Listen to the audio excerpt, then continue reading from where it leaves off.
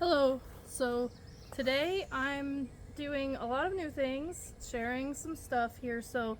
I'm planning on harvesting elderberry. Going to talk to you about how I sort of, I learned how to differentiate it from other similar look-alike species. Um, and I've never done anything like this before, so we'll see how far I get. I don't know how long I can last in the sun. Um, I've never used this huge, long new pruner thing we got. So we'll see how far I get, and still trying to find freedom for my 4-year-old. So we'll see what we can do. But so when we bought this home 4 years ago, our dream home, I was a different person, in a lot of ways, because again, I had a 4-year-old. So that changed me in a lot of ways, and now that he's 4, I think I can almost confidently say that I can have hobbies, but we'll find out together, right? So, when we first got this house, we're not like outside people, but I just didn't think I could have the garden of my dreams, and I'm building it right back there, right now, as you know. And so for our maintenance, our lawn stuff, well, before this house, we lived in a townhome. We didn't have to think about it. So when we got here, our standards are, hey, as long as the HOA doesn't get onto us. So this conservation situation back here, it's a situation, and it's on a number of projects that we have to do. Not a priority, but I've been staring at this plant for a long time, thinking, as I've gotten into gardening, that it looks like elderberry.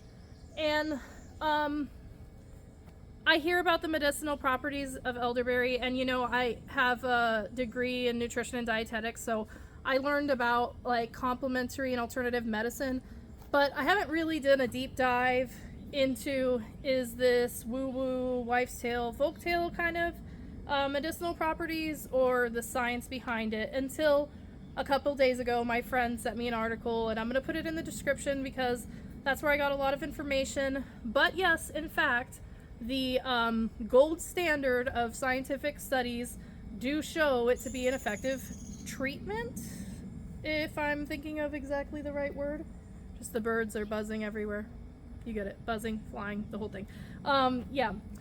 So it is in fact proven to be a treatment, I believe, for like upper respiratory symptoms. And we are upper respiratory city over here. We're, asthma, allergies, the whole thing. Me, my husband, my son. He doesn't have asthma, but we all have allergies and stuff. So this was a no-brainer for me, except I wasn't positive that this was elderberry. I was a little bit worried it might be a look-alike. And even elderberry, like, you do have to process it for consumption and stuff, which is fine. So I wanted to talk about what I learned from that article that I'll be linking in the description.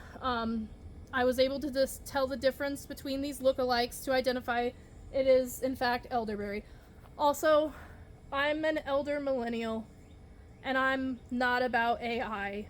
And I don't know, like, I'm late to the Google Lens game. I don't know if that's AI either or whatever, but anyway, I was referenced as a woodpecker over there. I'm not even gonna try. It's huge, but I am not even gonna try to show you because I don't want to mess up the video. There's another one. Sorry, you'll just have to imagine. Big woodpecker, big red head, you get it.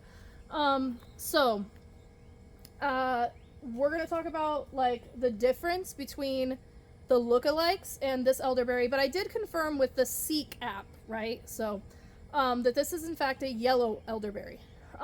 So to differentiate this between some of the lookalikes, the first one listed in the article talks about these leaves. So I'm going to bring this closer. The difference between this and one of the lookalikes is these edges, these ridges on the leaf. With the lookalike plant, the ridges are further spaced apart. So this is the elderberry leaf with these finer like serrations on the leaves. Now, funny enough, the other look-alike we do have, and it's not this one. It's actually, now I am going to try to move the camera, so thoughts and prayers here. Follow along with me. This guy here. Also, this camera is precariously perched. This one, ooh, come here. Come down into the camera, because I'm afraid to move the camera. Alright, I don't know. Can you see now? Should be able to see right here. Yeah, these berries. Okay, so you can see the berries. I don't know if these ever ripen or turn purple, but I don't care about these guys because these are very obviously not elderberry because these leaves, you see they're big wide leaves. They don't look like these elderberry ones at all. So we're going back to the elderberry for the purposes of this discussion. And the last way to tell if the lookalike is the branches. The third lookalike from the article that you'll see that I'm going to post, it has like thorns on the branches as I recall. So, check. We've got the fine serrations of elderberry. We've got the leaves that are not those wide leaves. And the branch does not have the thorns. And finally, confirmed by the CCAP that this is a yellow elderberry. Alright, so I'm gonna start harvesting, but it's not really harvesting what I'm starting with as much as like cleaning up, trying to get to the elderberry over here for harvesting. So I got my tools laid out. I've got every cutter here. I've got every cutter that I have available to me, and I've never used this thing, so this might be the end of the video. Stay tuned to find out if I can figure out how to cut with this thing and if I can figure out how to cut these huge branches. Although, you know, I can reach this. Can you see me? Yeah, okay, I see me. I can reach this. Maybe I don't need to use this cutter. I don't know. So first I'm going to try this thing here, this pulley thing, but I don't think I need to use this pulley thing. Oh, it's crunching. Holy shit, I did it. I guess this is not a PG video anymore, but honestly, I think, yeah, I'm gonna need some more space for you to see. So I guess this is not PG anymore, but I don't really know if I should share these videos with YouTube kids. Like, not like I find it's inappropriate, but I mean, kids are not necessarily my target audience. But hey guys, I did it. I chopped the thing. And now, I'm gonna pile these up. I'm gonna pile these up to add. So maybe I'll show you, or maybe I'm not gonna push my luck. But you know, in my tour videos, I'm piling up a bunch of branches. So I'm gonna pile this up to save for horticulture, filling up the new beds that I'm planning on. Setting up. I guess I could have been working on this while I yapped at you. I'm also gonna be aware, like, we never come back here. So I'm sure, I know that there's snakes and stuff.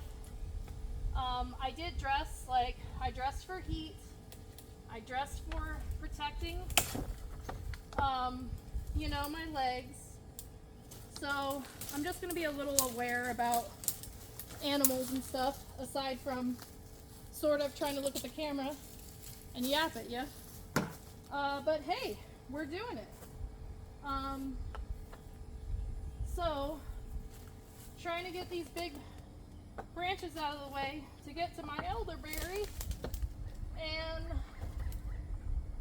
after I harvest the elderberry, I plan on turning it into a syrup. So, you know, I'm thinking, as I'm doing this thing that I'm not sure if I can do, maybe an easier way is to just chop before I start pulling the branches away, out of my way. I don't know. But, so, the article that I'm going to link, it's 3 ways to prepare it. Actually, you know, I don't recall exactly. I don't recall all the ways that they talk about preparing it, but I know like dehydration is a thing. Dehydrating it. And yeah, I'm not ready to start chopping here. I do feel like I need some more space to get in here and chop this stuff. But so one of the ways they say, one of the things you can do with it is dehydrating it, and that will help with storage and processing and stuff. This guy's a little bit thorny, kind of, I think. And let's see. Then the first place I learned how to garden in Florida, I didn't know was a thing, embarrassingly, until 2025. So yeah, like I said, elder millennial here, still learning to appreciate Google before AI takes it over and ruins that too. Hey, I already dropped the S word, the enshittification, right? So, I'm just now, I kind of feel like it's going to be hard for me to get the angle to do this pruner that like snaps closed like scissors. So I'm thinking, oh, don't drop your tools. Not one of my better ideas. I think I'm going to try to get it with this because this one's kind of lower. These kind of pruners here, I don't know. Maybe a saw. No, I'm going to try this new saw. Maybe a handheld saw might be the thing to do here with this thick branch that I can kind of reach. So, I always wanted a raised bed garden. I mean, for a long time, at least since I was in college and stuff. And I knew that Florida gardening was different from temperate gardening. And I just didn't know about the resources. I didn't know about the UFIAS extension office that gives us all this wonderful information. I don't want to say free. I'm sure our tax dollars are paying for that or something. But I didn't know about that. And I didn't know about all the Florida gardener YouTubers and influencers and stuff. So, as much as I'm no fan of AI, I do really appreciate, in this one particular instance, I feed the algorithm, and gosh, I don't know, I just got lucky. Homegrown Florida, Katrina from Homegrown Florida, was the very first influencer that dropped in my Instagram, and I like to cook, and I don't know, man, I don't know why the algorithm led me to her, but Katrina, it was a really fantastic starting off point for me in learning about gardening, because, you know, in addition to, I didn't know how to do this stuff in Florida. Like, I didn't know we had resources that were specific to Florida. In addition to that, Katrina's methods, that, you know, self-proclaimed methods of gardening, it's like she likes to do kind of lazy gardening, she says, and I would be intimidated if I didn't kind of think about those strategies. If I didn't realize there was a way to do that kind of lazy. So now I'm getting a little intimidated. I think, oh wow, I'm seeing some flowers I never noticed before. So I'm trying to clear all this to get to the elderberry over there. There's like all of these dead branches and stuff, and I'm getting a little intimidated by these vines in my way. I don't have a machete, but I got a saw. So this is not fun getting this tangled up, but I think it's kind of working. Alright, so now I'm going to try to get this choppy guy back in here. And I guess I got to get this rope thing under control.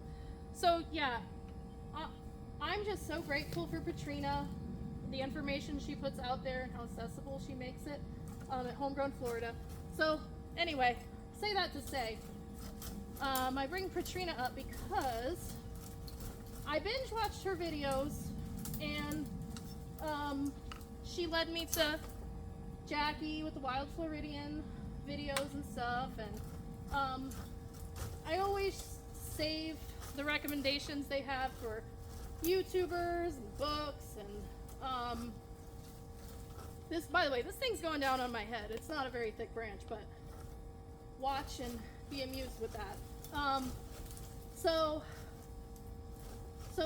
you know, the rabbit hole, right? I'm going down the rabbit hole, and I know Patrina, she more recently has gotten into like medicinal type growing.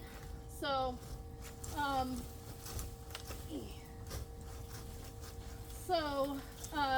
I recall she had like a video about elderberries and stuff. So yeah, I found that, and she does a video on 3 ways to prepare them. So she does an elderberry syrup and an elderberry tonic and a elderberry gummies. So I don't know that the tonic is for me. This thing's coming down on my head soon. Here we go. I'm not sure if the tonic is for me, but if the syrup isn't super simple to make, you know, it's just like boiling the elderberry. Oh, yep, this guy's thorny. Got me good. Gardening gloves, that was what I forgot. It's kind of grabbing everything here. So here's your reminder to wear gardening gloves when you're getting into a project like this, clearing out stuff and trying to harvest wild stuff, right? Ugh. All right, forgive me for being out of frame, but this is a big old branch and I'm trying to drag it, but at least enough out of the way. Oh, I don't know. It's kind of still in my way. I'm almost there. Whew, and so spiky. Okay, here we go. I think if I pull it this way. So yeah, I'm gonna try a syrup. You just boil it, and I'll link her video about processing elderberries. There we go. So I'm gonna turn it into a syrup once I get this elderberry. I'm in too deep now. I started, we're doing this thing. Here's what happens when you don't wear gloves. So, that was the one thing I didn't think about, you know. I got the pruners and I didn't think I was gonna be getting my hands too dirty here. But, so you see, maybe I'm hoping that by the end of this video, I'm hoping you're gonna see me actually cutting down some elderberry. But we got a lot of stuff to clear. I'm getting kind of close, but got a lot of stuff to clear. I don't even know where this thing starts or where it ends. We got a lot to clear even before getting to the elderberry, so we might be putting a pause on this and leaving it there until I can get through some of this, because I think you see what I'm dealing with here. But we had a good start clearing out some of this wild branches, and we talked about identifying the elderberry, and maybe for part 2, once I get these elderberry down, we'll do another video. How about that? Setting down, I set that down a little more gently, but not perfectly gently. So yeah, let's make a date. Part 2. Once I get these elderberry cut down, then we'll do another video of me taking these guys off. Oh, that was awesomely out of frame. So yeah, we'll do another video of me clipping these elderberry bunches off. But I think we had enough fun for one video. I think this might be my longest video. So I hope you're having a fantastic, almost technically summer. And we will talk next time when I get these branches down and we start cutting these elderberries off and harvesting them. So have a great day.